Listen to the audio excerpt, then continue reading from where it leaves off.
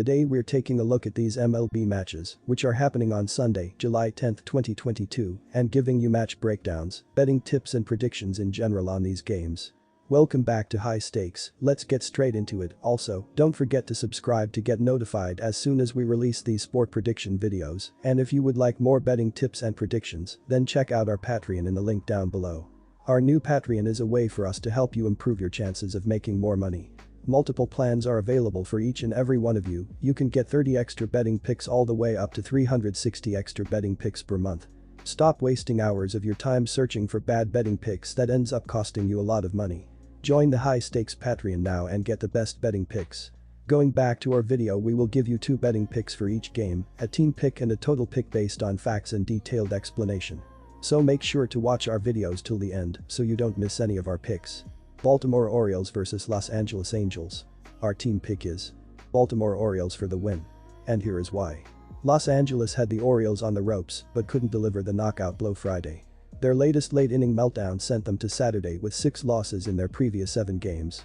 The Angels entered Saturday 4th in the AL West, 18 games behind the Astros for the division lead.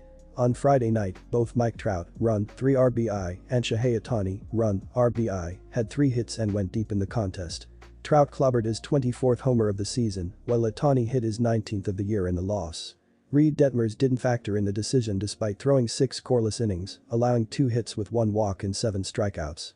Raisel Iglesias, 2-5, took the loss in relief as he allowed 3 runs on 4 hits with no walk and 1 strikeout in 2/3 of an inning. Baltimore ran their season-long win streak to 6 games as they rallied in the 9th inning to sink the Angels in the opening game of this series. The Orioles are still in the cellar of the AL East entering Saturday, 20.5 games behind the Yankees, though they have climbed to within 3 games of the .500 mark on the season. Against the Angels, Cedric Mullins, 2 runs, RBI, and Trey Mancini, RBI, each had 2 hits to lead the way. The Orioles scored 3 times in the 9th, with Mullins driving in the tying run and Mancini knocking in the winning run in the frame. Tyler Wells didn't factor in the decision as he threw 4 innings, allowing 3 runs on 6 hits with 2 walks and 3 strikeouts. Dylan Tate, 1-3, earned the win in relief despite allowing 1 run on 1 hit with no walks or strikeouts in 1 inning of work. This is a matchup of 2 teams that have trended in opposite directions over the past month or so. It seems like an eternity ago when the Angels were atop the AL West in mid-May and they stood 10 games above .500 on May 24 at 27-17. Since then, they are just 11-30, which has dropped them behind the Astros, Mariners and Rangers in the division. It's also prompted the tough questions about whether the Angels may need to contemplate shedding some veterans. Suarez has been okay of late, but it hasn't translated to wins, which is an indication of how the team has crumbled.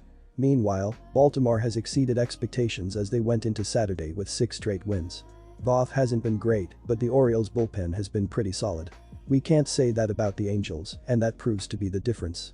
Much as we saw Friday night, Baltimore rallies in the late stages to secure a win on getaway day. Our total pick is under 9. And here is why.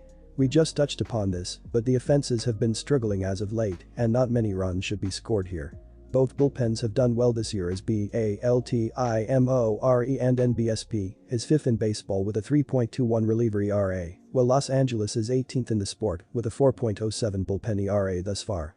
Neither team has too much power either as the Angels are 10th with 101 homers, while the Orioles are 17th with 87 home runs as a team. The under has hit in each of the previous 4 Sunday games for the Angels, as well as being 13-4-1 in the previous 18 Orioles games, so go with under 9 runs in this game as well. Atlanta Braves vs Washington Nationals. Our team pick is Braves minus 1.5 runs. And here is why. Washington is searching for any bright spots in a lost season, but none came on Friday as it was thoroughly handled by the Braves in the series opener. The only scoring for the Nationals came in the top of the 3rd on a Juan Soto 2-run homer, as the offense had just 5 hits for the night. Eric Fed was shelled in the loss, allowing 8 runs on 8 hits and 3 walks, while striking out 1 in just 3 innings. Soto was on base 3 times in a standout game for an otherwise struggling offense. After playing mediocre baseball for the first few weeks of the season, the Braves have been racking up the wins since the start of June and continue to gain ground on the first-place New York Mets with Friday's blowout. Rookie Michael Harris too continued to shine with a 2-run double in the 2nd and 2-run long ball in the 8th, while Matt Olson, Ronald Acuna Jr. and William Contreras also contributed to the homer barrage. Charlie Morton picked up an easy win with 7 innings of 2-run ball, allowing 4 hits and 3 walks, while striking out 7. Harris too went 4-4 with a double, a homer, 4 RBI and 3 runs scored, while Dansby Swanson had a 3-hit game with an RBI. Even though Anderson is having a rough season, this is a good matchup to get things turned around, as Washington is one of the worst teams in baseball in every facet.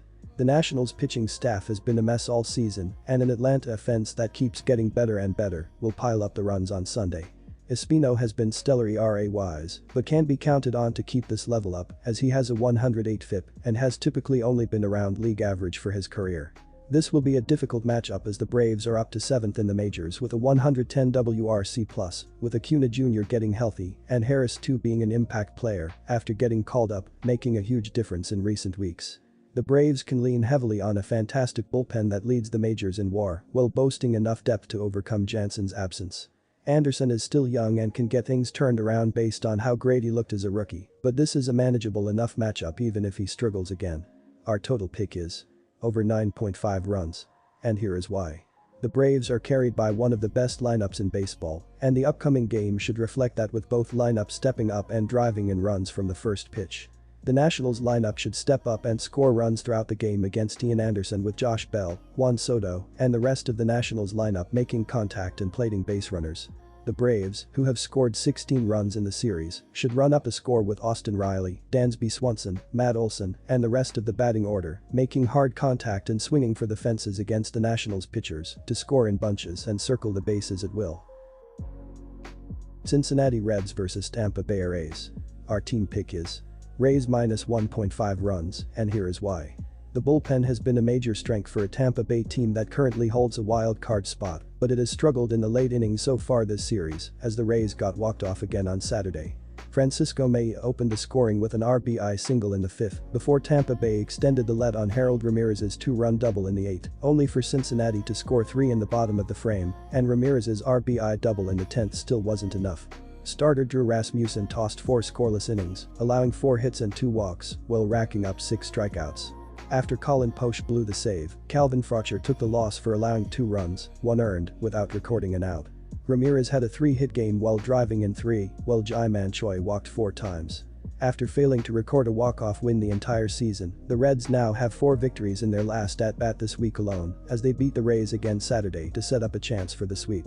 Cincinnati was blanked until the 8th inning when Nick Senzel drew a bases-loaded walk and Brandon Drury hit a 2-run single. The Reds tied it again on the 10th by plating a run on a wild pitch, and Senzel got the game winner on a single. Rookie Hunter Green tossed 6 strong innings, allowing 1 run on 3 hits and 4 walks, while piling up 9 strikeouts. Jeff Hoffman got the win as he limited the damage to just the bonus runner scoring in the 10th. Drury had a 4-hit game including a pair of doubles to continue his breakout campaign. Despite the results the last 2 days, the Rays are still the far better team all around and were playing solid baseball heading into this series. While these are 2 impressive rookie starters who could both be stars one day, Boz has the better track record so far, and Tampa Bay has the advantage in other facets. The stuff for Lodolo is obviously terrific, but he's still working on commanding it well with roughly average numbers by ERA and FIP to start his career. Compare that to Boz, who has that level of elite stuff, while also doing a good job of avoiding walks with an impressive 18.8 kBB%. Even with Saturday's rough showing, there are still plenty of reasons to trust a Tampa Bay bullpen that is 8th in ERA, which will be crucial in this matchup, as both rookie starters could be on innings limits after their respective injuries.